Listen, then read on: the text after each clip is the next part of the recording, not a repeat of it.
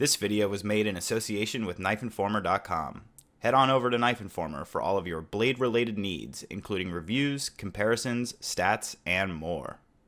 What is up, everybody, and welcome. In today's video, we're going to be taking a very special look at the Holt Bladeworks Specter. This is knife number 40, and we also have knife number 36. 40 is my own, and 36 is on loan from my good friend Rich, who we've seen other knives on loan from in the past. And as of recording this video, the Holts are currently on roughly knife 105 to 110. So you can hear from those numbers, not only are the Holts themselves still pretty early in the production process, just overall in terms of the Specter model, but these particular knives are definitely on the earlier side of that earliness. So before we go ahead and jump into this video, I just want to initiate a couple of disclaimers or caveats before we jump in. So one, just remember, Joe Holt, according to his website, has been making fixed blades for about 17 years. So a lot of his finishing experience is going to come from that past experience. But in terms of using CNC to manufacture folding knives, they're still very new, right? We're talking about under 100 in terms of total count with the examples that we have sitting here on the desk. So just bear in mind that one, the Holts are going to be making probably lots of rapid incremental improvements to the knives as they start to tune them and tweak them based on feedback. And so just understand that if there's any criticisms that I have in this video, don't immediately assume that those criticisms are permanent and that there's going to be no changes, right? One thing that I will talk about later is some of the ergonomics with the knife. That's always something that they can make adjustments to and make changes to. So just bear that in mind. We are looking at early examples of the knives. We are looking at early production from a new maker. And we'll talk about a little bit of that later. And then also understand that this video might be a little bit longer than normal just because, there's a lot to cover here with a new knife out on the market. So before we tackle the features and flaws and get into the nitty gritty, let's take a quick look at some of the statistics. By my ruler's measurement, these knives are coming in at about 8.2 inches.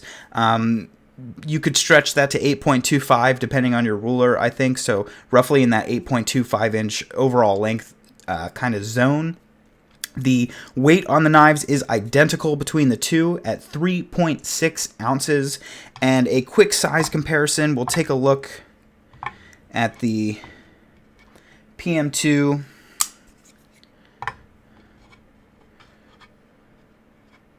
as well as the Rat 2. And you can see versus the PM2, we're looking at very similar lengths.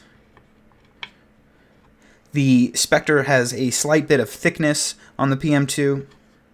I'll try to show you that here. And that's mostly just due to the contouring. The PM2 has flat scales, so it sort of is what it is. But yeah, similar length, but definitely skinnier in the handle in terms of this dimension. And you can see a nice sort of step up in terms of size compared to the Rat 2. So that is it for the size comparisons. Let's go ahead and jump into the features and flaws. Now, as is customary, the first thing we will tackle is a sort of showcase of the materials and everything. But before I do that, let's take a quick look at the Holt Bladeworks packaging for the Specter. So this box is a little bit damaged, you can see here. That's just from me sort of tossing it aside. But when the box arrives, it's all perfectly clean, nice, crisp, black, matte finish. Very attractive box. It's that normal sort of magnetic lid box that we're used to. So if we go ahead and open this, the first thing that we have on display, and I have two of these for reasons that don't matter right now, but the first thing that you see is your certificate of authenticity. Go ahead and pull it out of its sleeve. And if we take a look here, and for those of you who tuned into my unboxing video of this knife, you'll have seen this before. So you can see here, they talk about Specter maintenance. They want you to take the knife apart. This is definitely freaking awesome, and I really, really appreciate this aspect, especially them being a new knife maker. I'm sure they don't have an absolute metric ton of sort of funding behind them, so to sort of be putting their name out there and putting their knife out there and saying, hey, you can take it apart, you're not going to void the warranty or anything, I have a lot of respect for that. They talk about their mission and the engineering, and then you have your actual layout of your sort of certificate of authenticity with all the details of the knife. It's got their website and social media and everything. And on the back, it's a little thank you for purchasing the knife. So this is delightful. I love seeing this. Good packaging always makes for a good experience on the day that you get your knife. We lift this little piece of foam, and you get, of course, a beautiful cutout that fits the knife perfectly.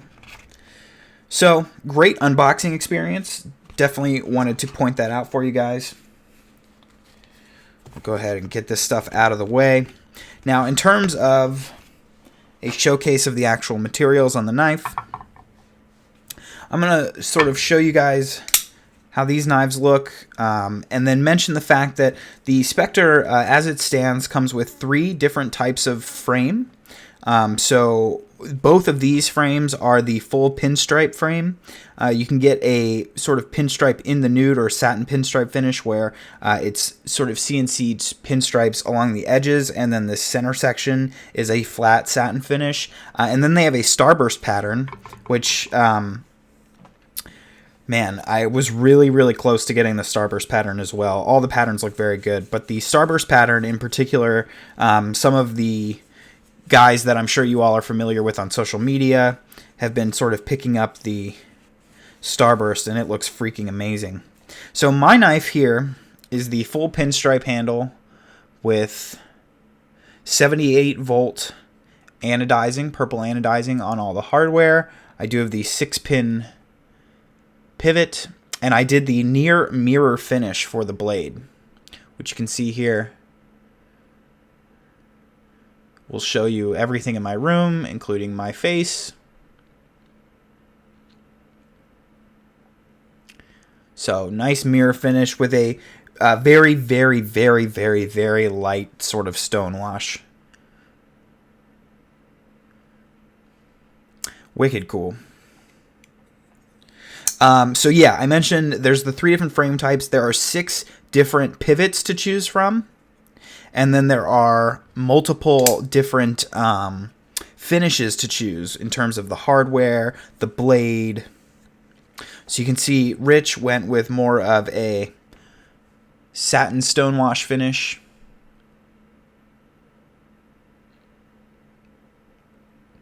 And some blue anodizing. Tons of options, though, with the Holtz guys. And I must say, when you order the knife, they will equip you with a Google Drive folder with pictures of all the different anodizing colors for everything that they offer. And they don't, like, I don't know, a lot of makers will sort of lay it out and say, you can get purple, green, blue, or gold or whatever, right? But they'll just say a color, and then they sort of anodize it to their own specifications. Or some makers will give you increments of 5 or 10 voltages that you can kind of jump up.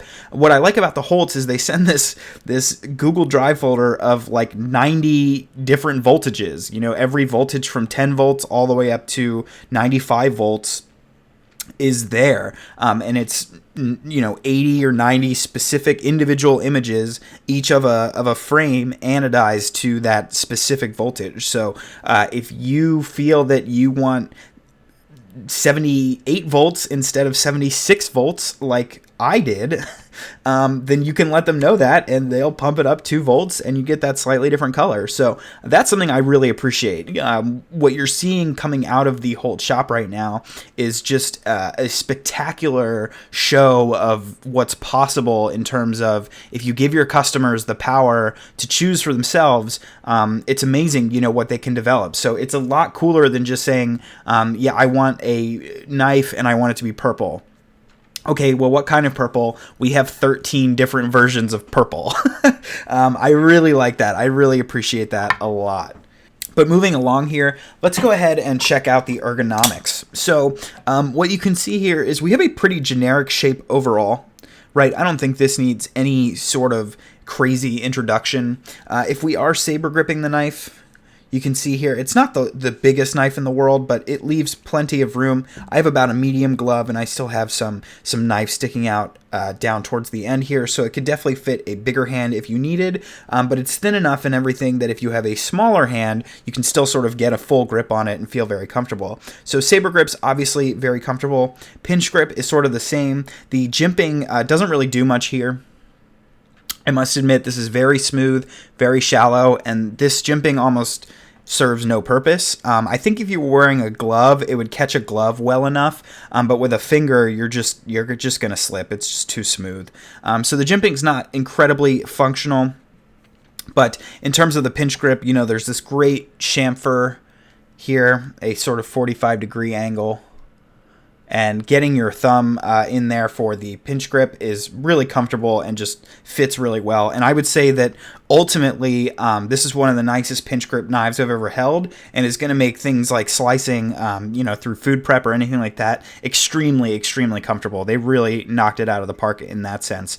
Now, I have one complaint, which is that when you hold the knife in saber grip, which granted, most of the time you're not, I think that this sort of cutout that they did here for the index finger is maybe 5 to 10% too deep. So what I'm referring to is sort of this section right here. Let's see if I can grab. I'm not really prepared for this, but this is like really, really shallow. So we're talking 0.75 of an inch. And I find that if I grip it with saber grip very tightly, these three fingers, where they are, do you see this? How if I just grip it naturally like this with all my fingers, this finger isn't really making contact with the frame in here. Like, there's like you see that void, that hole? That doesn't feel super great. It sort of feels like the knife is missing. So I almost wish that this cutout was just ever so slightly extended just a little bit. I mean, we're talking a very small amount to make it better, but I found that when I was gripping the knife very tightly, that this section just felt ever so slightly too slim for me. Moving on to the clip, I really like the clip on the Specter. Now, it does sit off the frame, as you can see here, but it sits far enough that it doesn't click. That's always a pet peeve of mine. You know, when they sit off the frame, but they're very, very close to the frame, then every time you grip the knife, you sort of hear it click. That's not an issue here, so I appreciate that. It's very smooth in and out of the pocket with one hand, which is, of course, my personal preference. It's not going to be the heaviest tension clip, but it is going to hold the knife very securely in your pocket. Again, the knife doesn't weigh very much at 3.6 ounces, and so ultimately I'm really happy with the clip. I think if I had to point out one flaw with it, maybe it's ever so slightly shallow if you have super thick pants, but I have pretty thick pants and it has not yet been an issue for me. So I really like the clip. I'm really happy with that. Now, in terms of the action, and obviously this is a section where we're going to have to get pretty detailed, because I think there's been a lot of hype around this knife, a lot of comparisons to knives like the Grimsmo's, and so I just want to sort of address those things right now. So dividing the action up into two different sections, the first thing that we're going to talk about is deployment. Now, the Specter has excellent deployment. The functionality that it's taking advantage of is an integral detent. If you guys are familiar with Brian Nadeau's knives, he has an integral detent. His is shaped sort of like a teardrop, and so that kind of does its thing. You can go on the Holt's website and check out the way that the detent is shaped, but it's actually a two-piece detent, and I'm not really going to be able to show this to you guys here, but they sort of have... Well, here, I'm actually going to cut in a drawing. Okay, so this is like maybe not that helpful, but essentially, so an integral detent, right, the detent ball, if you will, even though it's not a ball, it's this shape, is actually CNC'd out of the steel lock bar insert. So it's all sort of one piece with the steel lock bar insert, which is screwed in right here. So what they've done is it's sort of like a curved shape like this. This section right here is the tallest part of the detent, and then this piece with lines is actually a steep ramp. And what this does is helps the detent ramp back up onto the blade.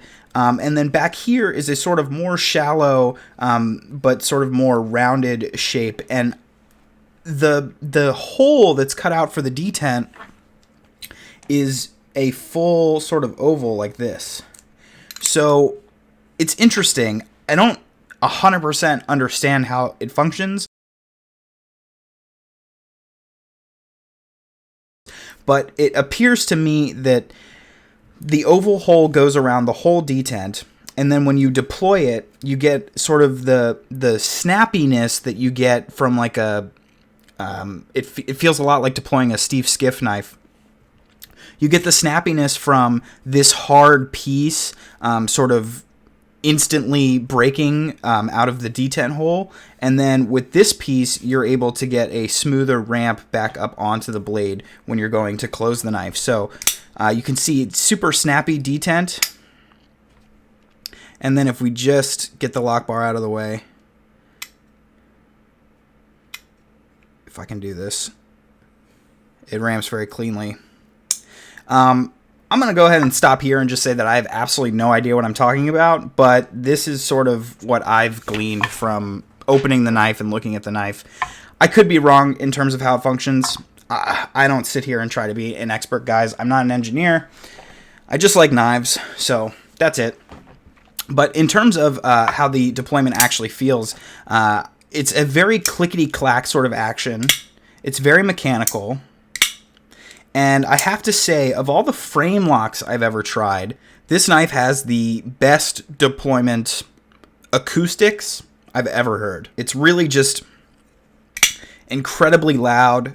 Well, not incredibly loud. It's fairly loud. It's incredibly mechanical and just it just sounds so good. I mean, it's such crisp, clean lockup, and it man. It really sings. It really does. I would say if there is a sort of shining aspect of this knife, it's definitely the deployment. Definitely the deployment. I know a lot of people are talking about how smoothly the knife closes, which it does very smoothly. But the shining aspect of this knife is easily the deployment, which comes from that integral detent. So similar in terms of feeling to Nadeau, who also uses the integral detent, and then Steve Skiff, who uses a traditional ceramic ball detent but has a very similar style of deployment. You really got to hear it for yourself to know what I'm talking about. It just sounds absolutely fantastic. So I would definitely say deployment, man. Oh, it's so good. The acoustics are so good. Really, it's the Thorburn of frame locks as far as I'm concerned. It sounds so good. Now, in terms of closing, it's incredibly smooth, but it doesn't close against gravity like a Rask or a Norseman. So the comparisons to Grimsmo knives, I just think they're just misguided. Those comparisons are misguided, and I feel that way for a couple reasons. So the Grimsmos, their CNC is really, really really top-end CNC. The Holts have done an absolutely fantastic job of manufacturing a gorgeous, functionally exceptional knife, but it's not the same caliber, guys. Like, we're talking about sharper edges, right? These edges right here are 90-degree sharp edges. You can see the backspacer. The divots go in and leave sort of a sharp edge behind. These are all sharp edges in here. there just isn't the same level of contouring and finishing that the Grimsmos do. So I'm not trying to say that it's worse, right? Do remember that now if you want to buy a Norseman directly from the Grimsmo brothers, it's $925, whereas, you know, this is $495. So by no means am I trying to criticize the Holts or anything, but just the reason that the Grimsmos became so popular is because their CNC work was absolutely impeccable, and they were delivering the fastest dropping blade on the market in terms of scale. So there's a couple, you know, handmade custom makers or whatever that can produce a knife where if you hold it at 45 degrees like this and you let the lock bar go, the blade will swing all the way around and come back up against gravity and land in the frame of the knife. This is something that I demonstrated in my Norseman video, and so if you want to see a comparison demonstration of that, then go check out that video. So it's the incredible finishing of the CNC work combined with one of the only people or the only makers that can deliver at scale a blade that drops against gravity. Neither of those things are present here. But I just want you all to understand that, A, that's okay, right? That doesn't mean these knives are bad. They're not. They're actually remarkable value for the amount of money that you get. But I'm sort of just tired of hearing people compare knives to Grimsmo knives. And I'm sort of getting off the topic of Holt at this point. I'm going to bring up other knives like the North Arm Skaha, which I've also tried. Look, they're not. It's just we're just talking about different worlds, okay? We just are.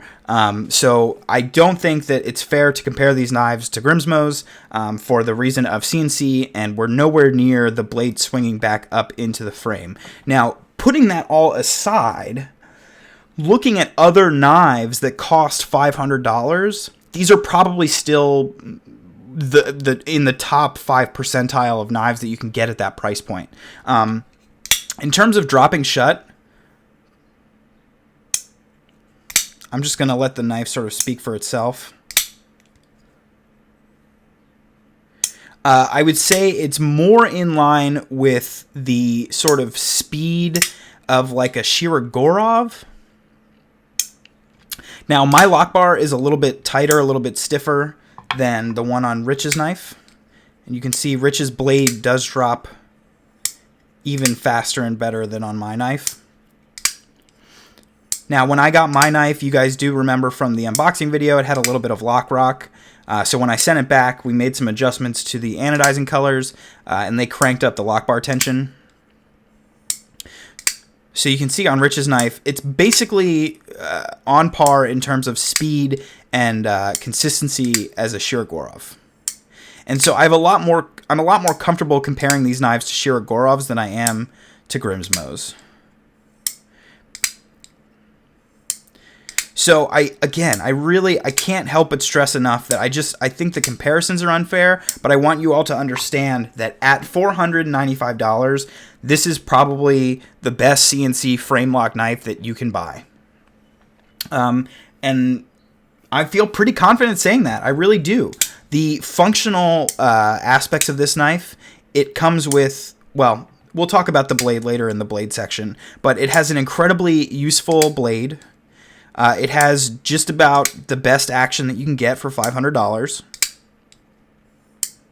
And, I mean, the finishing is really, really solid. I'm pretty happy with it overall, honestly. But so that's the closing of the knife, guys. It's incredibly smooth. It's absolutely fantastic. It's next level, but it's not closing against gravity. Okay, so it's not a Rask. Okay, it's just not a Rask. That's all I want to say. Whatever, I'm done. Okay.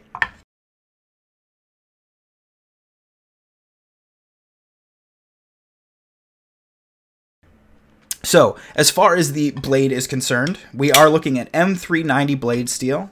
And I think the blade is a real shining point for these knives. So, first of all, the blade comes with probably the sharpest factory edge I've ever received. Joe does not hide the fact that he uses a wicked edge. And you can see both of these knives have mirror polished edges, and they came straight from the Holts like that. And when you actually receive the package, there's a sticker on it that says something like irresponsibly sharp. And that's no joke. I was bleeding the first day that I owned one of these knives.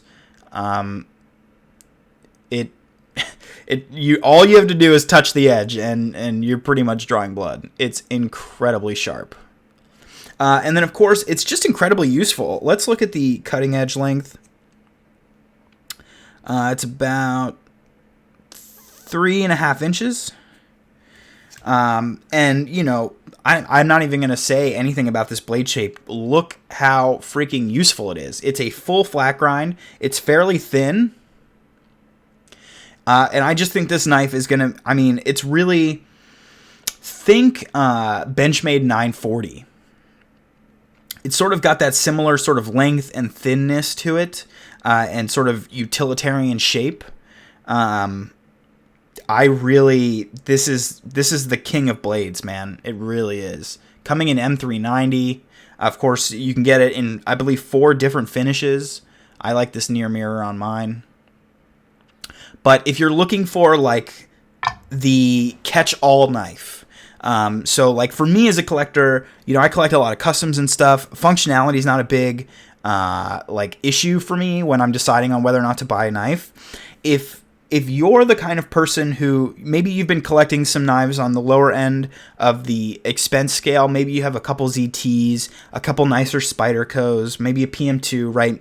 Maybe you've spent $200, $250 on a Wii knife or something like that in the past. If you're looking at making the leap to $500, and the knives that you're looking at are sort of Chris Reeve knives, maybe some custom Knife Factory knives, or even some, newer maker custom knives like a Keith Kruger or something. Like this K1, for example, is an absolutely fantastic knife for about $500. If that's where you're headed from a lower end of the market, buy this knife.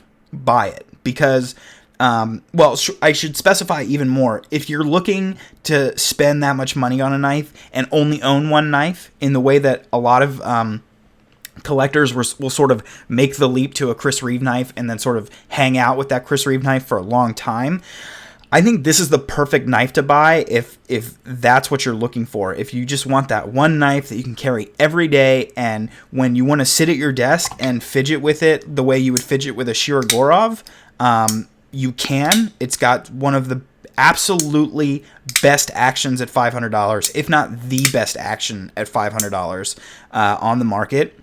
And then you can throw it in your pocket with your really nice clip, and then when you get to work, you can pull it out, and you have this amazing, super sharp, super great steel, super utilitarian shaped blade, and it can cut through your lunch, it can cut through that girl's apple, and you can make her day, it can cut through the rope that you have tied somewhere, I don't know. This thing is sort of the do-it-all knife. It's the beautiful piece of pocket jewelry that you're excited to show your friends. Maybe you got the starburst pattern and you got a really wicked green-blue anodizing with all kinds of crazy stuff going on, and a beautiful near mirror finish. You can show that off to your friends. Everybody's going to think you have the coolest knife ever. It's going to have this super crisp, clean action. But then when it really comes down to it, to get down and dirty, you can take this knife and you can do anything with it. Absolutely anything with it. And beyond all that, when you get home and the knife's covered in mud and the action's no good anymore because the bearings are filled with grit and everything like that, you can feel comfortable taking your knife apart and oiling it and maintaining it using the instructions that you got from the Holts, and you're going to have a brand new, beautiful knife in 5 minutes after a spa treatment. So I really just think this knife is the absolute catch-all, and I think for $495, it's a significant value because you get both an absolutely amazing sort of collector's piece and fidget toy, while at the same time you get an incredibly useful, super, really great package. The last thing that I want to talk about in regards to the Specter and sort of the Holts in general as a business is that working with the Holts was an absolutely incredible experience. Sorry about my camera, it's sort of tilting. But it was an absolutely incredible experience, and I have to say, Joe's wife, Angie Holt, is the one who you will be working with in regards to ordering the knife and going through that whole process. working with these two was an eye-opening experience because I personally have had some really difficult experiences with customer service in the knife industry, and that's like really not cool when you're spending a ton of money on any product, really. But when you're blowing $500 on a knife or $1,500 on a knife, and you can't get somebody to text you back, or you can't get a maker to send you that video that you asked for or whatever, it can be one of the most frustrating and difficult experiences to have, especially in regards to the hobby itself. Joe and Angie treat you like you are one of their own. Every email that you get is constructed well, informative, polite, joyful, and just makes you motivated and excited to own the knife. You're constantly updated throughout the process, where your knife is, what's been done to it, what still needs to be done to it, what your expected delivery timeline is.